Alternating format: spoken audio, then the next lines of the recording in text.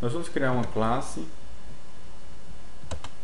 Vou alterar o pacote para capítulo 04.exercício01. O nome da classe vai ser estrutura de controle if.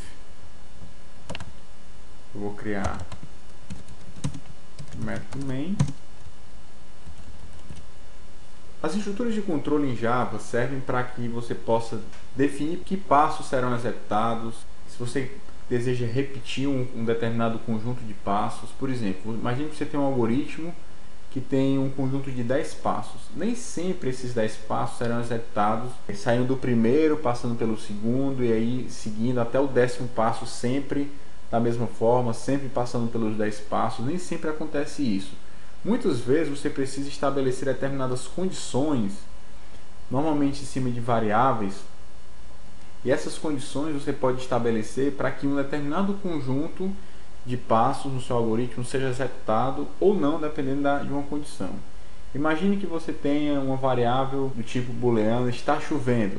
Se estiver chovendo, você vai disparar um conjunto de passos para quando estiver chovendo e um conjunto de passos caso não esteja chovendo. Então aqui, para a gente transformar aqui a teoria numa forma mais prática, eu vou criar uma variável do tipo double, vou nomear essa variável de nota e vou atribuir à nota o valor 4.5 e vou colocar uma sentença de código que vai imprimir no console a seguinte frase: aluno aprovado. Essa sentença só será executada se a nota do aluno for maior ou igual a 7, que não é o caso aqui. A nota do aluno é 4.5. Da forma como foi definido por enquanto o código, se eu executar, independente do valor da nota, ele vai sempre exibir essa frase aluno aprovado. Como é que eu faço para fazer com que a linha 9 seja executada sempre que a nota for maior do que 7, mas não seja executada quando, no caso contrário, quando a nota for menor do que 7, certo?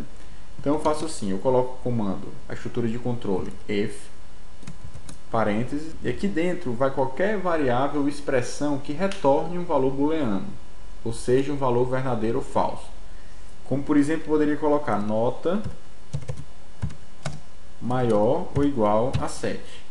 Essa expressão, nota maior ou igual a 7, retorna um valor verdadeiro ou falso. No caso, como a variável nota tem 4.5, significa que 4.5 é maior ou igual a 7? Não, é falso. Como essa expressão retorna um valor falso, isso não vai ser executado. Ou seja, essa sentença de código não será exibida, não será executada. Então, se eu executar minha classe, nada vai acontecer porque essa condição retornou um valor falso. Se eu colocar, por exemplo, 7.5 agora sim é um valor maior ou igual a 7, e essa sentença de código será executada, visto que essa expressão retornou o valor true, que é verdadeiro. Da forma como eu fiz aqui, imagine que eu coloque aqui embaixo aluno aprovado 2. Colocar uma segunda sentença só para explicar uma característica do bloco if. O bloco if, quando você não coloca o delimitador de bloco, que é abre chaves e fecha chaves, isso é o delimitador de bloco. Quando não coloco esse delimitador, o trecho que vai estar dentro do bloco if é a primeira sentença logo em seguida da definição do bloco if, que significa o quê? Que nesse caso, imagine que eu coloque 4.5, que é a situação original. Ele não vai executar essa sentença da linha 10, por quê? Porque esse valor aqui retornou falso, porém a sentença da linha 11 vai ser executada porque essa sentença está fora do bloco if.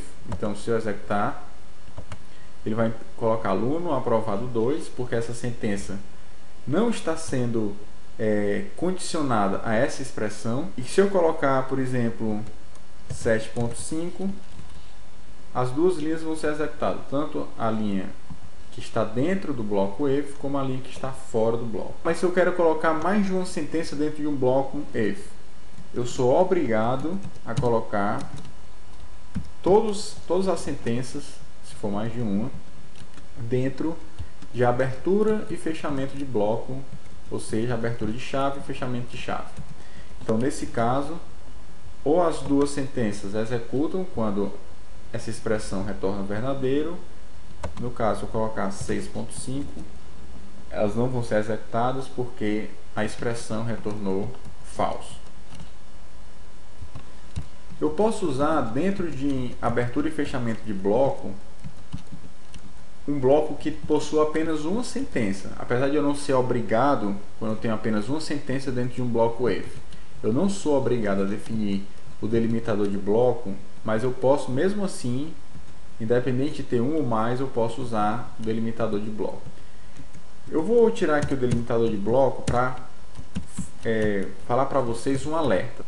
Isso é importante que vocês percebam, para que o programa não funcione de forma estranha e vocês não percebam ou não entendam o que é que está acontecendo. Eu falei para vocês lá nas aulas passadas que toda sentença em código Java ela é definida, ela é terminada com ponto e vírgula, certo? Quando você quer terminar uma sentença, você coloca ponto e vírgula. No caso da definição do if, eu não coloquei ponto e vírgula no final da definição. Isso significa que a sintaxe não requer que você coloque ponto e vírgula no final da definição do if. Se você colocar, apesar de que o Java não reclame nada do que foi feito, isso vai gerar um comportamento que normalmente vai gerar um erro na sua aplicação. O que é que eu quero dizer com isso? Imagine a seguinte situação. A nota 6.5, sendo comparada com 7, não é maior do que esse valor, significa que essa expressão vai retornar um valor falso. Só que notem que isso aqui, ponto e vírgula sozinho, significa uma sentença vazia de código. Como uma sentença vazia, o bloco if está